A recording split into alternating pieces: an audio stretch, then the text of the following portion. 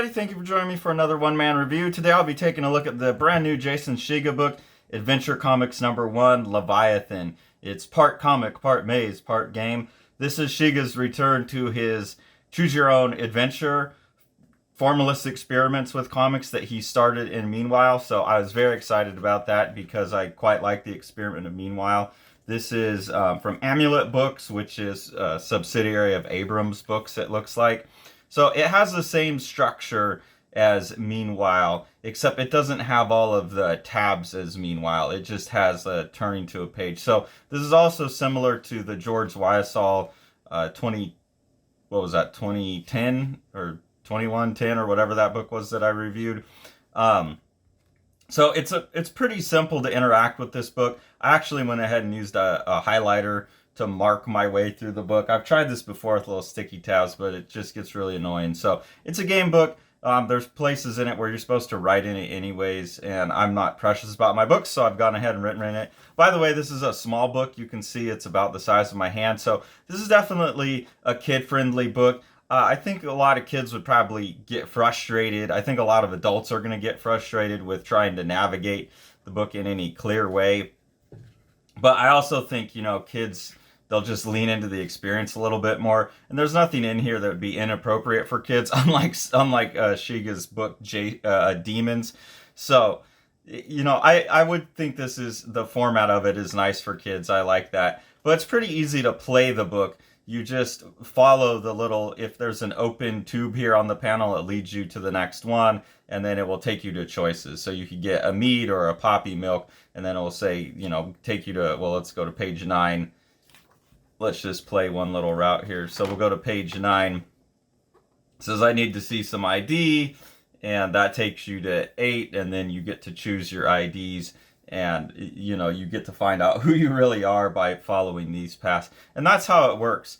There's a lot of different things like this that are more like an old Zelda game map or something, like a 3/4 view old RPG game type of map. And this is similar to the George Wyassall book, where you could kind of follow the pages here and loop around in this area, but it will have like a house or little things that you can go into, and you can come to the same screen a few different times basically, and go in. Some of them you'll be able to get into the house, some of them you won't, or it'll bring you into the house at different times of day. So there's night and day in the book as well. You can also get dunked in the ocean, and you have to figure out, you can loop around in the ocean forever, and there's clues how to figure that out. You can get to places in the book that will give you clues for how to move forward to other parts of the book, which is cool. So it's not just following the past. And the Wyassall book had that as well. There's information you have to pick up. So it's a bit, the Wyassall book was more like Myst. This is more like The Legend of Zelda, where there's a story you learn, and there's some clues that you need to solve different puzzles and things like that. So that's all really fun and cool. It's a 140-page book basically, and because of the way it's also, the other thing that's similar to the old Zelda games is how small the map actually is, but how much story they get out of it by making you retread ground. So you can spend a lot longer in the book than the actual story. In the end, I think that's a little disappointing, that the story itself is pretty short and pretty devoid of much information. Like, the information you get comes pretty quick, and I don't know that it adds up to much in the end. I think Meanwhile was more interesting in terms of how the content related to the formal trickery of a choose your own adventure book, a puzzle book, because it dealt with quantum mechanics and multiple possible realities and things like that seem to make sense in here in a format like this. I think the Wyassall book also had that sense of existing in a computer. It fit the story a little bit better. In this, it's really just, the fun of the game. It doesn't have much to do with the story. I did go through and make sure that I followed every path and have read every story in the book. I was able to solve all the puzzles in here on my own. There's one funny thing that he does where you'll hit a puzzle and always on the same page. I don't know if spoiler alert, I guess.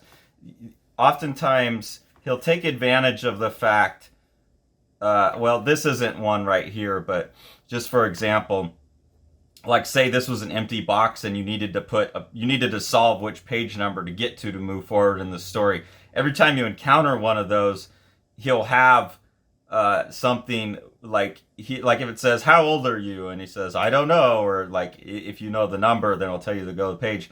It would always have like an empty one, and then right here they'd be like, well, I'm 53, and then it would lead you to 53. So you can always take advantage of the fact that you can see more than, like, you're just supposed to be in this part of the story and this is a separate part of the story, but you can see this. And he takes advantage, I think this is my favorite part of the book, he takes advantage of your gestalt perception of the page and will like give you a chance to cheat. Basically you'll be like, oh well, obviously the answer is like I'm 53, so I'm going to write that and then go to here.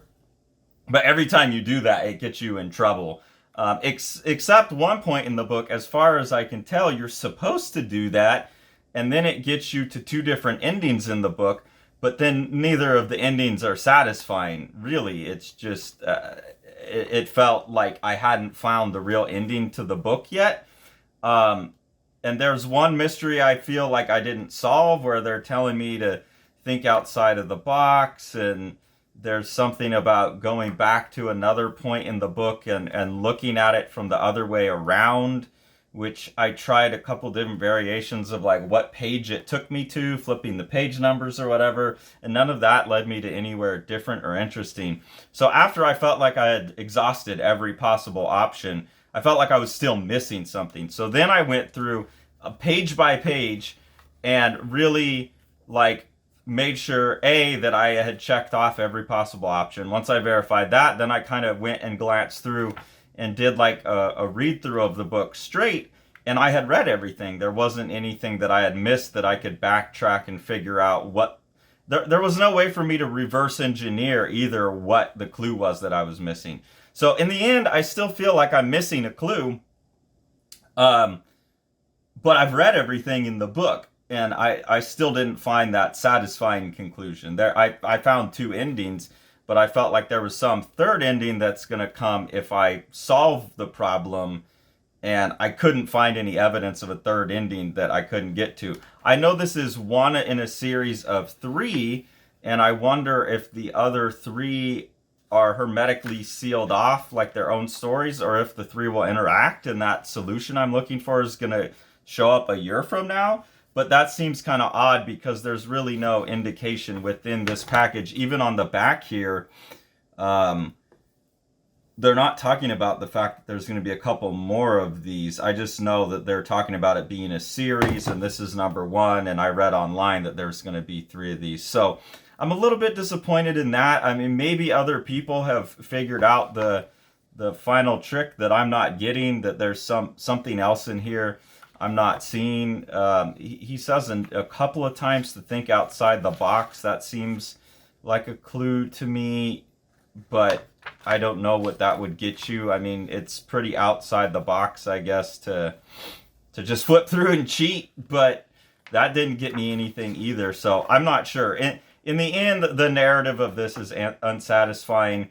The other thing that I really liked about the George Wildsaw book that I think the Shiga books could benefit from is in the Wildsaw book, it was set up kind of like a hyper card. So I could, if I had followed a path down, I could always it would always trail me back. So I could remember, oh, I got to page 32. Well, that tells me to come to page 31, and then 31 told me to go to 5, and I could get back to where I had been. In Shiga's books, you don't have that. You kind of got to remember your path. Or what I do is I just get as far as I can, and then because I'm marking my way, once I feel like I'm stuck in a loop, I can kind of just flip through and find, okay, well, I haven't gone to 115 yet, and then I can exhaust all options that way. But I like in the Wildsaw one, there was a more clear path back around, so you're not just cheating, you're actually you're like in the game walking backwards a little bit more. In that book. So I think that's something Shiga could play with. I do think it's fun that Shiga's playing with like night and day options.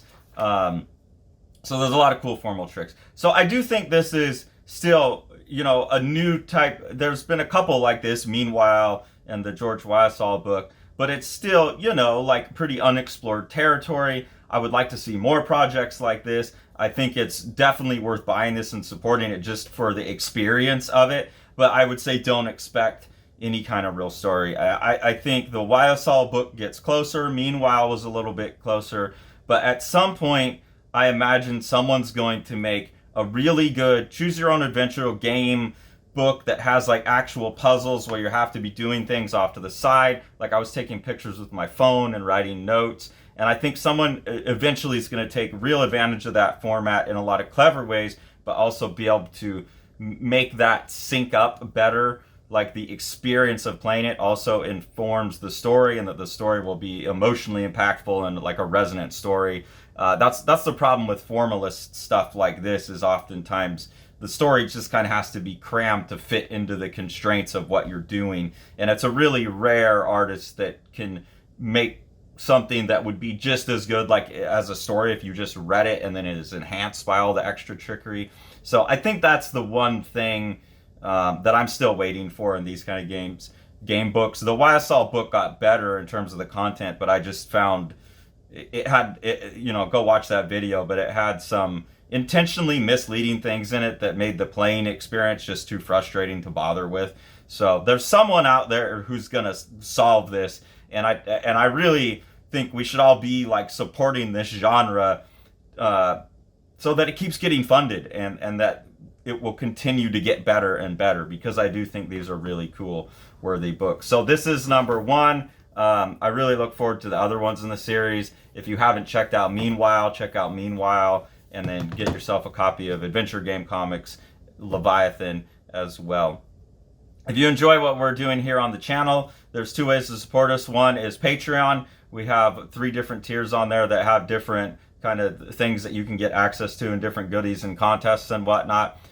So that support is always appreciated. And then the most important thing is supporting what Sean's doing with Living the Line Publishing. So we'll take a look at some of the books that he has put out or has coming out. The Abolition of Man issue 2 kicks off a 2-part storyline called Hodtech.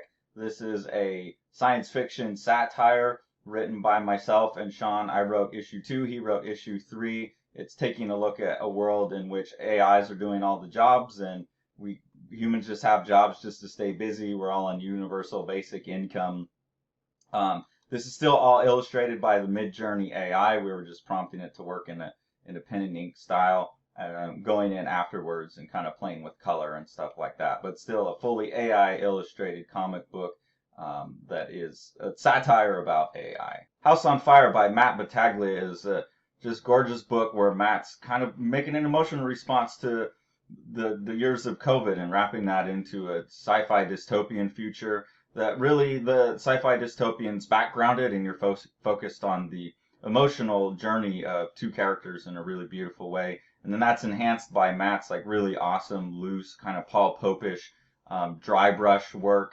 And then Sean and Matt have worked to get this second kind of orange spot color in there that's going to look really, really beautiful, and has allowed Matt to use his dry brush technique to add tone to the thing too. So with Sean's production technique, this is going to be a gorgeous book with a lot of heart. Thanks for following along. Take it away, Jack. You want to see all these books? Smash that subscribe button and the like button and the bell, and then you get them.